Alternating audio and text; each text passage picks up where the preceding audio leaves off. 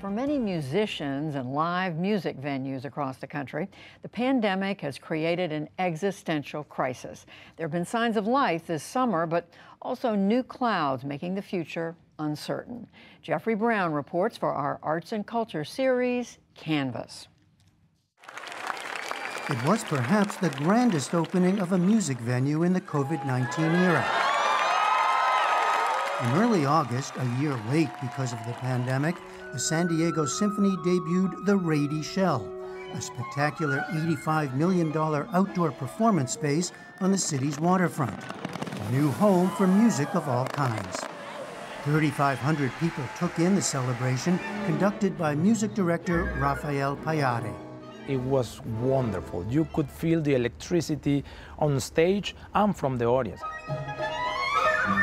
The symphony originally planned to use the shell as its summer home. But with the pandemic and now the highly transmissible Delta variant, it will perform here through the fall. The timing of everything, it seems like it was meant to be. The beautiful thing about this venue is that even though it's outdoor and you remember that you're outdoor when you just look and you could see the Coronado Bridge, you could see Mexico, or you could see the seagulls going around, is that the feeling on stage is like you would be in an indoor concert hall, and a very, very good one. A native of Venezuela, Payare joined the orchestra in 2019 as construction was beginning on the shell, just months before the pandemic spread worldwide, bringing the live music industry to a screeching halt. The San Diego Symphony experimented with streaming performances for its music-starved audience. When you see that the concerts were taken away, now the people, you see that it was something that they were taking for granted a little bit, and now everybody's so hungry and so happy to have it again, and this is something very reassuring and beautiful. For a year and a half, artists around the globe put on virtual performances and drive-in shows. But when vaccines became available and case numbers dropped, live music began to return. At big festivals like Lollapalooza in Chicago, and historic venues like Royal Albert Hall in London. The doors also reopened at smaller clubs around the U.S., like First Avenue in Minneapolis. How did it feel, their first performance? What was it like? I kept saying, I know I'm married and I have kids, but I think this was the best night of my life.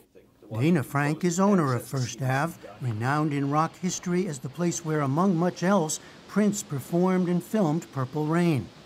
We first spoke last summer as venues like hers teetered on the brink of extinction. As president of an industry trade group, she helped push for legislation, including the Save Our Stages Act passed last December, giving venues up to $10 million for things like payroll, rent, and utilities. Our industry wouldn't exist without this, so it was all or nothing, and we knew that. Frank says the crisis showed the larger value of spaces like hers. Without us, the hotel behind us doesn't exist, the 4 restaurants don't exist, the Uber drivers don't exist, and being able to tell that story, I also think, gave us a renewed sense of purpose and exactly like why we needed to survive, because our communities were relying on us to survive. But now, as the pandemic enters a new phase, so too does the live music industry. First Ave, for example, mandated COVID vaccines for its staff and now requires concertgoers to show proof of vaccination or a negative test. Concert giant Live Nation will do the same. It put on about 2,300 events globally in the first half of 2021, compared to more than 18,000 during the same time in 2019. Meanwhile, outbreaks are testing artists' comfort levels. Some, like Garth Brooks and K-pop stars BTS, have canceled shows and tours altogether. On the other hand, rock legend Eric Clapton reportedly said he would not play any venues that do mandate vaccines. For working musicians, it's a time of uncertainty. I don't even know if we're all going to feel comfy going out to dinner, much less, putting ourselves in indoor rooms night after night. Ryan Miller is lead singer and guitarist for Guster, the alternative rock band that turns 30 this year, hanging on through the pandemic.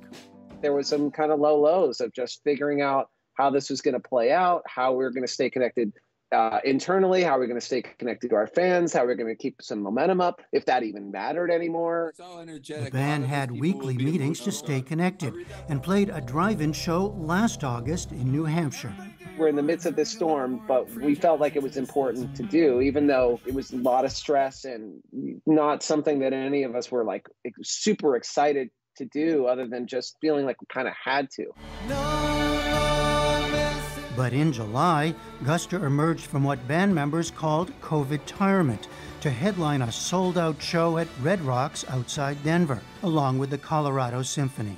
There probably isn't a better story that I can concoct coming out of this. It was a bifurcated experience because I've got 9,200 people in front of me. I've got bandmates on the side of me. I got 60 orchestra players behind me. And I'm standing in the middle, but also it was windy. I couldn't hear. There was a rainstorm 60 minutes before. My guitar pedal wasn't working. Like, my voice cracked for the first time that week on the second song. So I'm in my head being like, is my voice gonna blow out? And like, we're live streaming this all over the world. And so none of us felt like when we got off stage that we like crushed it. But that night I was just reading every internet comment. And it was literally only then I was like, oh, we pulled it off. Now the band is working on a record and has tentative plans for a tour this winter.